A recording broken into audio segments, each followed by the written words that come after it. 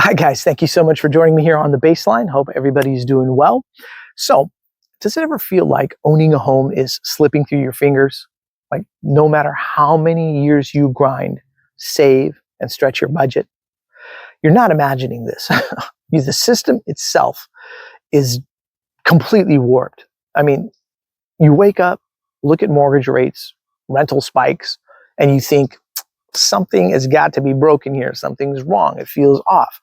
And you can feel this is where this is going, right? Because while everyone talks about a looming crash, the real one is already unfolding, and it's happening in plain sight if you know where to look. So here is something that's been circulating, right? Because this is the hidden crash no one sees coming.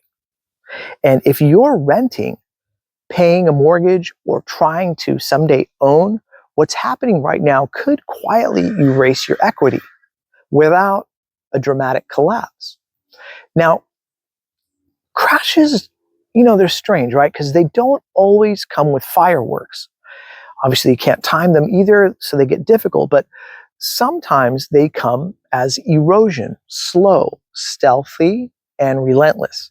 I mean, interest rates, wages, confidence, these three are silently strangling the housing market in 2025.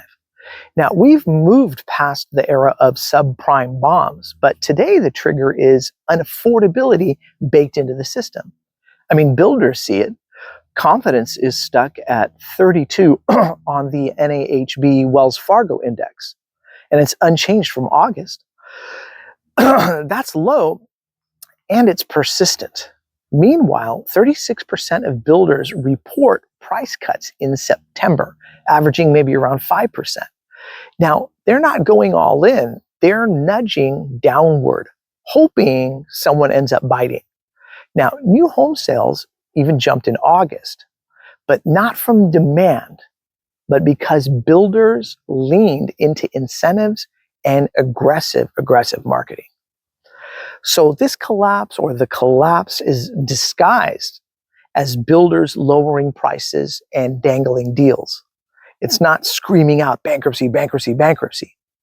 So if we were to be blunt about this, what we're watching is financial suffocation in a way. It's much slower than 2008, but potentially just as lethal. Because look at debt service burdens. Many homeowners are now spending record shares of income servicing mortgages. Some lenders are pushing purchases with 45 to 50% debt to income terms in overheated markets. That's not credit expansion, it's desperation. And we aren't seeing mass foreclosures yet.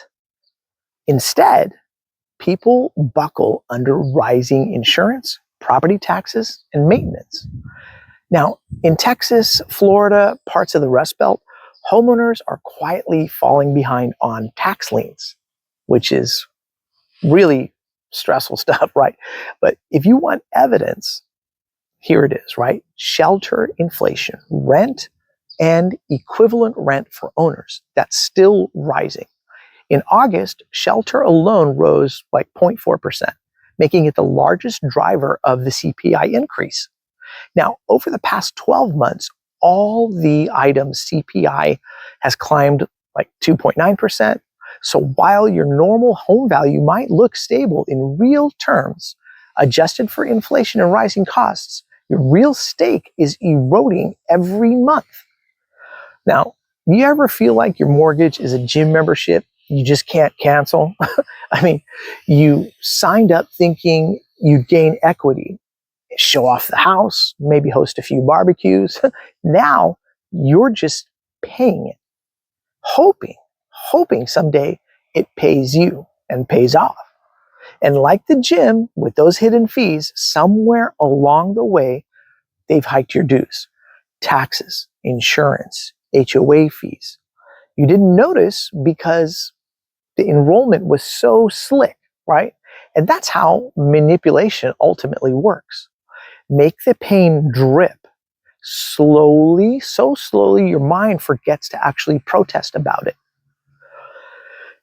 So if you felt pinned by rent, rates, job stagnation, you're not alone, guys. And you didn't do anything wrong. You're just resisting a system stacked against you. You know, the median United States home price in Q1 2025 was $416,900. But incomes, the median income is $83,150. That's a price to income ratio of 5. Historically quite extreme, right? In many markets, prices are barely rising and sometimes even flat or dripping. And median existing home price was $414,000 in April. Inventory has climbed, supply is loosening. So when people tell you housing's fine, they're lying through omission, because housing isn't fine, it's splintering. Now take a breath with me, pause just for a moment, because if prices are flat or down in many cities and builders are cutting, where's the crash? Where's the actual crash? Well, it's in hidden inflation adjusted value decay. So let's take this example, right? You bought a house for $250,000 in 2019, and by 2021 it climbed to $400,000. Now, even if it falls 20%, that's $320,000, still above $250,000 nominally. But with 2025 inflation, your buying power, that's where you're behind. That's the stealth crash. Add that to rising property taxes, insurance, and maintenance, your monthly ownership cost is creeping upward, even if your mortgage is locked in. And the real drop is in effective equity, the part of your value you own after all the costs. Now, builders know this. That's why they're discounting, not in big dumps, but in 5% here, bonus upgrade there, a rate buy down here. Because when 36% of builders are cutting and average cuts are like 5%, that's not minor, that's systemic adjustment. It's not a crash so much as it is a compression, right? And here's the punch, or the gut punch. Crashes don't need to be catastrophic to destroy wealth. This hidden crash is fragmented the base beneath real estate. We're talking about things like confidence and affordability, supply chain of capital. We're not seeing 2008 fireworks because the system adapted to it all, right? No subprime bubble, no mortgage derivative implosion this time. It's just a slow drain. And the next Fed rate move might push someone over the edge. All right, guys, let me know what you think about this. Do I have this all right? Do I have it all wrong? Please put a comment in the section below. I read and reply to all the comments, and your opinion, it's important to me. So thank you guys again for watching The Baseline, and we'll catch you the next round. Okay, cheers, everybody.